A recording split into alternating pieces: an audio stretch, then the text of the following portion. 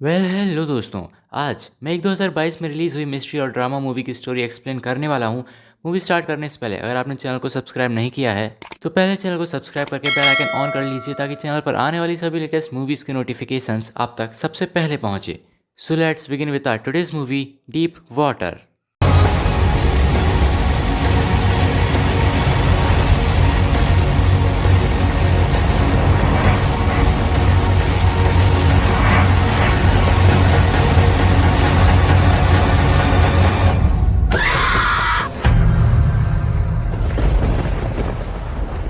जैसे ही movie start होती है हमें एक विग नाम के आदमी को दिखाया जाता है जो कि पहाड़ों पर साइकिलिंग करके अपने घर की ओर वापस लौट रहा होता है।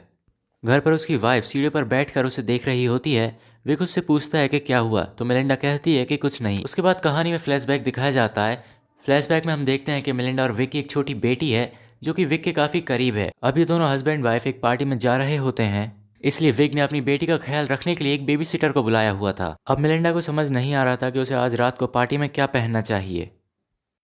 तभी विग उसकी ड्रेस चूज करने में मदद करता है और उसे अपने हाथों से शूज पहनाता है। तभी मेलिंडा विग से कहती है कि मैं तुमसे बहुत प्यार करती हूँ, पर विग उसका कोई जवाब नहीं देता। उसके बाद वो दोनों पार्टी में पहुंच जाते हैं। पार्टी में पहुंचते से ही मेलिंडा एक जोल नाम के लड़के के साथ फ्लर्ट करने लगती है। फिर वहीं मेलिंडा जोल को किस करने लगती है और वहीं विग उन दोनों को खिड़की से देख रहा होता है। तभी विग की फ्रेंड उसके पास आती है और उससे कहती है कि तुम्हारी वाइफ का उस लड़के के साथ अफेयर चल रहा है, इसलिए तुम्हें उससे बात करना चाहिए। तो विग कहता है कि ये उसकी लाइफ है और मैं उसकी लाइफ में इंटरफेयर नहीं करना चाहता। लेकिन तभी कुछ देर बाद जब जॉल वहां पर अकेला होता है तभी विग उसके पास आता है और उससे बातें करने लगता है। जोल विग से कहता है कि तुम्हें अपनी वाइफ और मेरी फ्रेंडशिप से कोई प्रॉब्लम नहीं, जो कि काफ़ी अच्छी बात है क्योंकि नॉर्मली हस्बैंड्स ऐसी बातों से ऑफेंड हो जाते हैं। इस पर विग कहता है कि पहले इस टाउन में एक मार्टिन नाम का आदमी रहता था जो कि मेरी वाइफ के काफ़ी क्लोज आ रहा है, और 2 महीने पहले ही वो इस टाउन से गायब हो गया। सुनकर जोल विग से कहता है कि तुम आखिर कहना क्या चाहते हो, क्या तुमने उस आदमी को मार दिया और क्या तुम मुझे धमकी दे रहे हो। जोल उससे कहता है कि मुझे तुम्हारी बातों पर विश्वास नहीं है। विग इस पर कहता है कि तुम्हें विश्वास नहीं करना तो मत करो। अब ये सुनकर जोल थोड़ा डर जाता है और वो उस पार्टी से जाने लगता है, पर तभी मेलिंडा उसे जाते हुए देख लेती है। पर जोल डरा हुआ था इसलिए वो उसकी बात नहीं सुनता और वहां से चला जाता है। उसके बाद घर जाते समय मेलिंडा विग से पूछती है क्या तुमने जोल से बात की थी, पर इस पर विग उसे कोई जवाब नहीं देता। जब वो दोनों घर पहुंचते हैं तब मेलिंडा बेबी सिटर के सामने ही अपने सारे कपड़े उतार लेती है। विग उसे ऐसा करने से मना करता है, पर मेलिंडा एक ऐसे देश से है जहाँ पर ये सब करना काफ़ी आम है और उसे यहाँ पर ऐसे घुट घुट कर रहना पसंद नहीं था। विग मेलिंडा से कहता है कि अगर तुम्हें अफेयर करना ही था तो किसी स्मार्ट आदमी के साथ करती। फिर अगले दिन जब विग अपनी बेटी को स्कूल छोड़ने जाता है वहां पर विग को अपनी एक फ्रेंड मिलती है। वो उससे कहती है कि तुमने मर्डर भी कर लिया और मुझे बुलाया भी नहीं। कल जो बात उसने जोल से की थी वो पूरे टाउन में फैल चुकी थी। ये सुनकर विग हंसने लगता है और उससे कहता है कि मैंने तो बस मजाक किया था। फिर जब विग वापस अपने घर आता है तो वो बात मिलिंडा को भी पता चल चुकी थी। मिलिंडा विग से बहुत ज़्यादा नाराज़ थी। वो उससे कहती है कि जोल मेरा फ्रेंड है और मैं उसे बहुत ज़्यादा मिस करती हूँ, इसलिए अब तुम्हें उससे सॉरी बोलना होगा। इसलिए विग शाम को जोल को अपने घर पर बुलाता है और उसे एक ड्रिंक देता है। वहाँ पर विग की बेटी भी होती है जो विग से कहती है कि मॉम उस लड़के के साथ इतना अच्छा बिहेव क्यों करती हैं। उसकी बेटी को भी जॉल पसंद नहीं था। उसके बाद जब सब मिलकर डिनर करने लगते हैं तो जॉल विग का बना खाना नहीं खाता क्योंकि उसे उस खाने से एलर्जी थी। फिर विग उसके लिए दूसरा खाना बना देता है और मेलिंडा भी वही खाना खाती है। फिर विग अपनी बेटी के रूम में जाता है और उसे एक कहानी सुनाता है।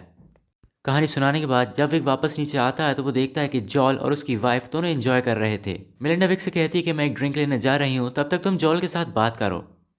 जॉल विग से कहता है क्या तुम्हें मुझसे सॉरी नहीं बोलना चाहिए, तो विग कहता है कि मैं सॉरी क्यों कहूँ और मैंने सच में मार्टिन के सर पे हथौड़ा मारकर उसका मर्डर किया था। उसके बाद विग जॉल से कहता है कि तुम्हारी उबर आ गई है, तो जॉल कहता है कि मैंने तो उबर नहीं मंगवाई। तो विग कहता है कि मैंने तुम्हारे लिए मंगवाई थी। अब जॉल फिर से डर जाता है और वहां से भाग जाता है।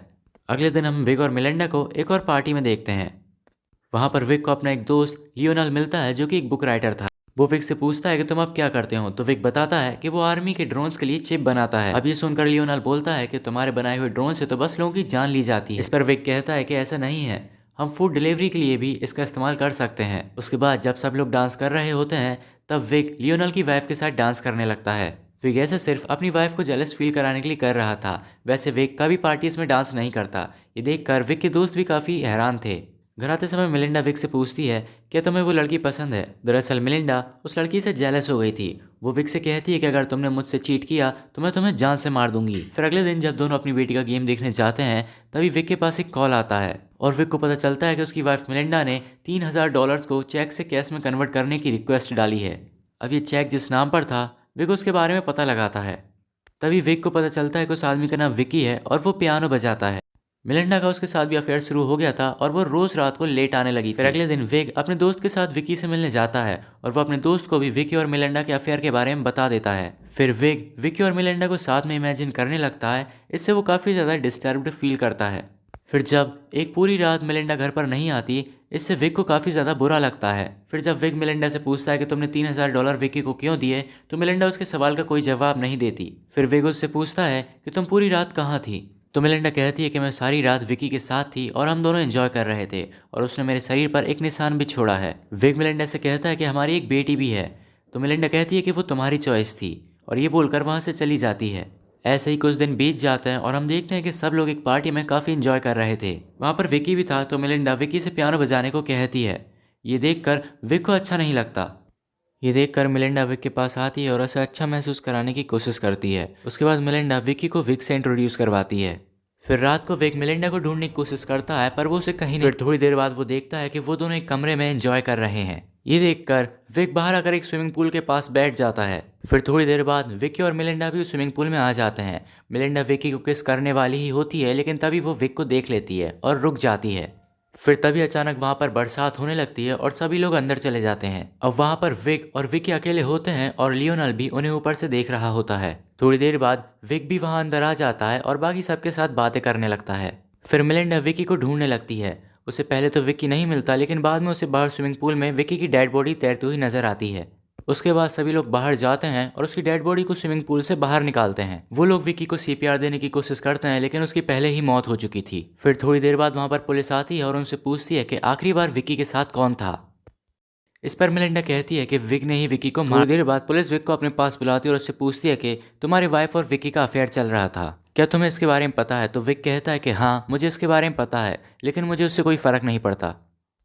फिर पुलिस उससे डायरेक्टली पूछती है क्या तुमने विकी का मर्डर किया है। तो विक कहता है कि नहीं। फिर वापस आते समय मिलिंडा बहुत रोती है, क्योंकि उसे कंफर्म था कि विकी को विक ने ही मारा है।